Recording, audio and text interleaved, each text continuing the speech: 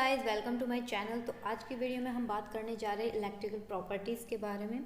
तो जैसा कि मैंने पहली वीडियोस में सॉलिड स्टेट के बारे में काफ़ी कुछ डिस्कस किया है, तो आज हम इलेक्ट्रिकल कंडक्टिविटीज़ के बारे में बात करेंगे।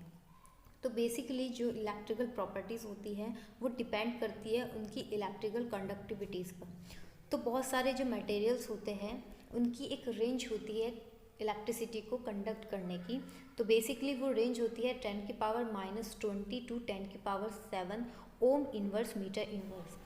तो बेसिकली यहाँ इलेक्ट्रिकल कंडक्टिविटी से क्या मतलब है कि जो हमारे इलेक्ट्रॉन्स है उनके मूवमेंट होने से जो इलेक्ट्रिसिटी पास होती है उसी टेंडेंसी को हम इलेक्ट्रिकल कंडक्टिविटी बोलते हैं। तो सब्सटेंस को 3 पार्ट्स में डिवाइड किया गया है कंडक्टिविटीज़ के बेस पर। First conductor, second insulator and the third one is semiconductors.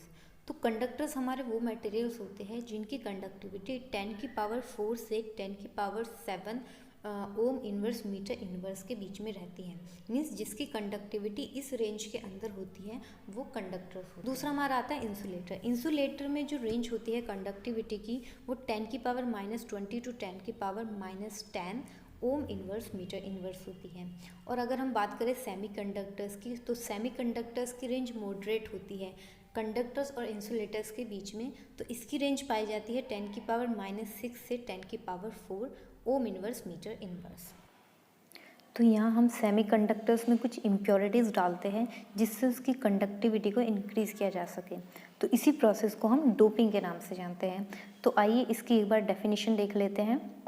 Doping, the adding of suitable impurity to intrinsic semiconductors to increase the conductivity. तो बेसिकली जो हमारे नेचुरल सेमीकंडक्टर्स होते हैं उनको हम इंट्रिंसिक सेमीकंडक्टर्स बोलते हैं।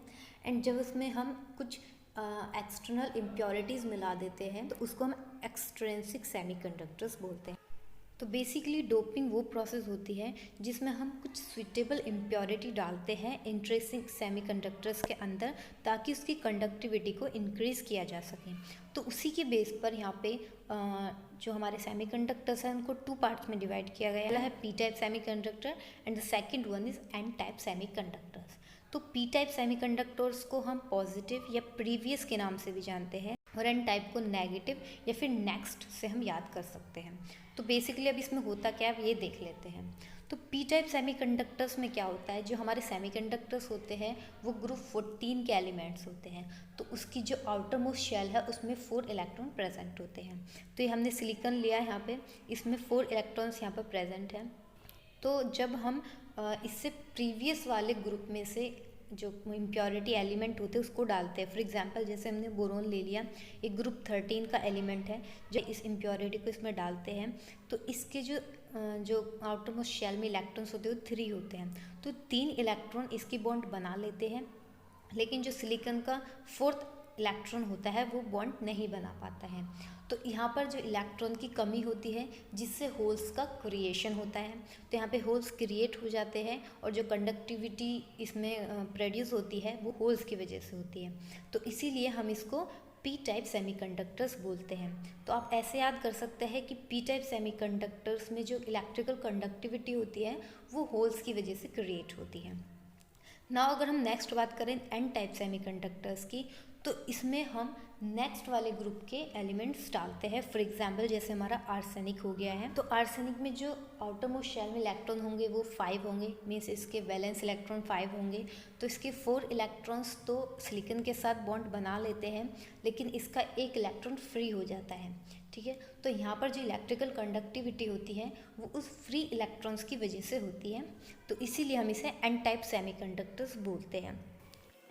तो आप इसे ऐसे याद रख सकते हैं कि P type semiconductors means positive holes की वजह से जो कंडक्टिविटी प्रोड्यूस होती है वो P type semiconductors, and N type semiconductors means negative electron की वजह से जो कंडक्टिविटी प्रोड्यूस होती है वो एन टाइप सेमीकंडक्टर्स। तो आप इसे ऐसे ध्यान में रख सकते हैं। तो चलिए अब हम बात कर लेते हैं मैग्नेटिक प्रॉपर्टीज़ के बारे में। तो जैसा कि हम जानते हैं कि एटम में जो हमारे इलेक्ट्रॉन्स होते हैं वो न्यूक्लियस के चारों तरफ रोटेट करता है। तो इलेक्ट्रॉन यहाँ पर एक टिनी मैग्नेट का काम करता है। अब जैसे वो रोटेट करता है न्यूक्लियस के अराउंड, ऐसे ही वो अपने एक्सिस के अराउंड भी रोटेट करता है। जैसे फॉर एग्जांपल जैसे सन के चारों तरफ हमारा प्लेनेट रोटेट करता है एंड वो अपनी एक्सिस पर भी रोटेट करता है, उसी तरीके से ये इलेक्ट्रॉन न्यूक्लियस के चारों तरफ भी रोटेट करता है एंड ये अपने एक्सिस पर भी रोटेट करता है। तो इसी रोटेशन से यहाँ पर मैग्नेटिक प्रॉपर्टीज़ क्रिएट हो जाती हैं और यहाँ पर जो इलेक्ट्रॉन होता है ये टिनी मैग्नेट की तरह काम करता है। तो यहाँ पर 2 टाइप के मोशन क्रिएट होंगे। पहला जो न्यूक्लियस के चारों तरफ वो रोटेट कर रहा है उसकी वजह से मैग्नेटिक प्रॉपर्टीज़ होती हैं एंड सेकंड जो हमारे इलेक्ट्रॉन अपने स्पिन पर जो रोटेट करता है उसकी वजह से यहाँ पर मैग्नेटिक प्रॉपर्टीज़ क्रिएट हो जाती हैं। तो यहाँ पर मैग्नेटिक प्रॉपर्टीज़ को 5 टाइप्स में डिवाइड किया है। 2 आप पहले ही पढ़ चुके हैं तो ये आपको अच्छे से समझ में आ ही जाएंगे, पैरामैग्नेटिक और डायमैग्नेटिक। तो चलिए पहले हम पैरामैग्नेटिक देख लेते हैं। तो पैरामैग्नेटिक बेसिकली क्या होता है कि जो मैग्नेटिक प्रॉपर्टीज़ क्रिएट होती हैं due to unpaired electron. Paramagnetic substances weakly attract होते हैं बाय मैग्नेटिक फील्ड। अगर हम इसे किसी एक्सटर्नल मैग्नेटिक फील्ड में रख देते हैं तो ये वीकली अट्रैक्ट होते हैं। दूसरा पॉइंट आता है magnetized in the same direction as magnetic field. जिस डायरेक्शन में मैग्नेटिक फील्ड हम अप्लाई कर रहे हैं उसी डायरेक्शन में अपने आप को अलाइन कर लेता है। तो पैरामैग्नेटिक मीन्स जो अनपेड इलेक्ट्रॉन्स की वजह से मैग्नेटिज्म प्रोड्यूस होता है उन्हीं को हम पैरामैग्नेटिक सब्सटेंस बोलते हैं। इसमें से 3 पॉइंट हैं, ये आप आसानी से याद कर सकते हैं। दूसरा डायमैग्नेटिक, इसका बिल्कुल अपोजिट, ये वीकली अट्रैक्ट होता है जबकि डायमैग्नेटिक वीकली रिपेल होता है by external magnetic field. Second, ये सेम डायरेक्शन में अपने आप को लाइन करता है, ये अपोजिट डायरेक्शन में अपने आप को लाइन करता है as external magnetic field. Third, ये due to the presence of paired electrons, means जिसमें पेयर्ड इलेक्ट्रॉन प्रेजेंट होते हैं उसमें ही ये डायमैग्नेटिज्म प्रेजेंट होता है। तो पैरामैग्नेटिक के सब्सटेंस हम O2 ले सकते हैं, CO2 पॉजिटिव ले सकते हैं, इसमें अनपेड इलेक्ट्रॉन प्रेजेंट होते हैं। और डायमैग्नेटिक में हम वाटर, NaCl ऐसे काफ़ी एग्जांपल्स ले सकते हैं। तो चलिए आगे बढ़ने से पहले मैं आपको एक यहाँ पर पॉइंट क्लियर कर देती हूँ। ये जो इलेक्ट्रॉन्स जो हम अभी पढ़ रहे हैं, हम इलेक्ट्रॉन्स को डोमेन के नाम से भी जानते हैं। अब जैसा मैंने आपको बताया कि इलेक्ट्रॉन्स जो होता है वो एक टिनी मैग्नेट की तरह काम करता है, तो इसी को हम डोमेन का नाम, एक स्पेशल नाम देते हैं डोमेन का, ठीक है। क्योंकि जो डोमेन होता है वो एक टिनी मैग्नेट की तरह काम करता है तो उसका एक मैग्नेटिक मोमेंट वहाँ पर होता है।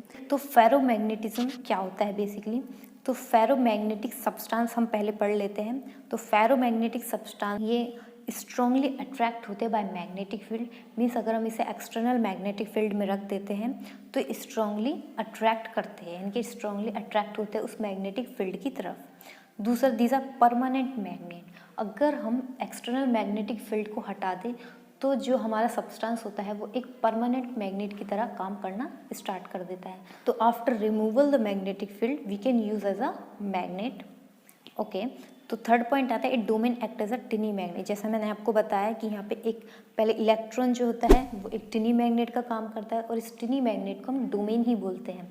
तो डोमेन एक टिनी मैग्नेट का काम करता है। फोर्थ पॉइंट आता है, when the substance placed in magnetic field all the domains oriented in the same direction as magnetic field. इसमें क्या होता है, इसके जो सभी डोमेन्स होते हैं जब हम इसे एक्सटर्नल मैग्नेटिक फील्ड में रखते हैं तो इसके सभी डोमेन एक ही डायरेक्शन में अपने आप को अलाइन कर लेते हैं, जिससे इसकी जो मैग्नेटिक प्रॉपर्टीज़ होती है वो काफ़ी स्ट्रॉन्ग हो जाती है। तो एंटी फेरोमैग्नेट से आपको नाम से ही पता चल रहा है कि फेरोमैग्नेटिज्म से रिलेटेड है। तो एंटी लग गया है तो थोड़ा सा इसमें डिफरेंस आएगा। ये बिल्कुल सिमिलर होता है फेरोमैग्नेट की तरह, मींस ये स्ट्रांगली अट्रैक्ट होता है, परमानेंट मैग्नेट होता है। बस इसमें क्या डिफरेंस होता है, इसके जो डोमेन्स होते हैं वो अपोजिटली ओरिएंटेड होते हैं, मींस एक डोमेन ऊपर की तरफ तो एक डोमेन नीचे की तरफ, एक ऊपर एक नीचे। तो इससे क्या होता है, इसके जो सारे डोमेन्स की वजह से जो मैग्नेटिक फील्ड क्रिएट होता है वो आपस में आपको कैंसिल आउट कर देते हैं। तो फेरोमैग्नेटिज्म में डोमेन एक ही डायरेक्शन में अपने आप को लाइन कर लेते हैं, इसीलिए उसका जो मैग्नेटिक मोमेंट होता है वो काफ़ी हाई होता है, इसीलिए हम उसको स्ट्रॉन्ग मैग्नेट बोलते हैं। जबकि अगर हम एंटी फेरोमैग्नेटिज्म की बात करें तो उसमें जो उसके डोमेन्स होते हैं वो एंटी पैरेलल होते हैं, मीन्स अपोजिट डायरेक्शंस में वो अपने आप को अलाइन करते हैं, जिससे उनका मैग्नेटिक मोमेंट कैंसिल आउट हो जाता है। नाउ हमारा लास्ट बट नॉट लीस्ट फेरीमैग्नेटिज्म। तो फेरोमैग्नेटिज्म में क्या होता है, इसमें भी डोमेन्स जो होते हैं वो अपने आप को अलाइन कर लेते हैं, पैरेलल और एंटी पैरेलल, मीन्स कुछ ऊपर की तरफ कुछ नीचे की तरफ, but in unequal amount. Means ऐसा भी हो सकता है कि ऊपर की डायरेक्शन में ज़्यादा हो, नीचे में कम हो, तो इसी वजह से वो एक दूसरे को कैंसिल आउट नहीं करते हैं एंड यहाँ पर क्या होता है, मैग्नेटिज्म प्रोड्यूस हो जाता है। एक पॉइंट यहाँ पर बहुत नोटिस करने वाला ये है कि जो हमारे फेरोमैग्नेटिज्म है, यानी कि जो फेरोमैग्नेटिक सब्सटेंसेस होते हैं, अगर हम उसको हीट करें तो वो एक पैरामैग्नेट की तरह काम करना शुरू कर देते हैं। तो आप इस पॉइंट को अच्छे से ध्यान में रखिए कि अगर आपसे पूछा जाए कि ऐसा कोई सब्सटेंस जिसको हम हीट करके पैरामैग्नेटिक में चेंज कर सकते हैं, तो उसका आंसर होगा फेरीमैग्नेटिक सब्सटेंस। हम यहाँ इसके एग्जांपल ले सकते हैं, जैसे कि MgFe2O4, सेकेंड हम ZnFe2O4 and the third one is Fe3O4। इन्हें आप अच्छे से याद कर लीजिए अगर आपके एग्जाम में आए कि ऐसे सब्सटेंस जिनको हम चेंज कर सकते हैं फेरीमैग्नेटिक से पैरामैग्नेटिक में, तो ये आपके 3 ऐसे एग्जाम्पल्स हैं जो आप लिख सकते हैं।